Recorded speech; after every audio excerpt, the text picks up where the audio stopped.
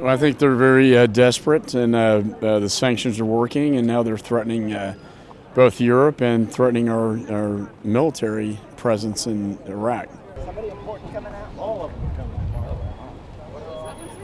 I hear that the Pentagon does not want to escalate tensions in the region.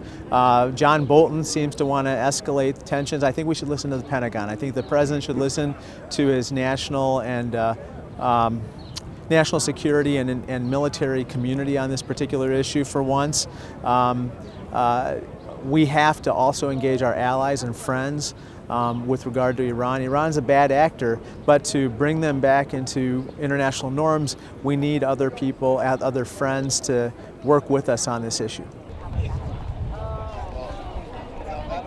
Well, this is exactly where you see the the importance of representation and why we can't have true equality until we have equal representation, because women understand what it's like to be in that position, and you are going to have people who have different beliefs on whether abortion is something that they would consider personally or not, but ultimately they know that it's not some callous thing that a woman ever goes into. It's not something, they believe and they trust in women in a way that I think you just don't see. You don't have the same empathy or understanding from your male colleagues. We have male allies, and for that I am so grateful.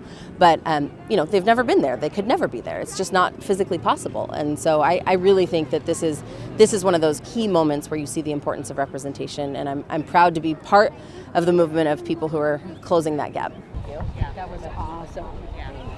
Very proud. I was very excited because we only lost one Democrat. Imagine the bill in Alabama. No exceptions for rape and incest. Imagine that. And I imagine that it was all male who voted for this.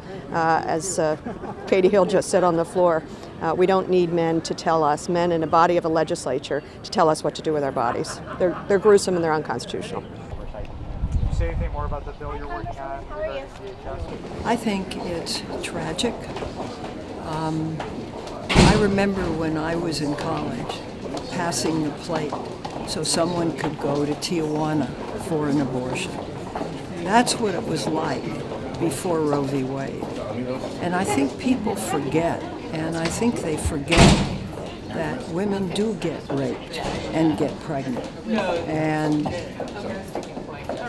that there are fetal anomalies that are very difficult.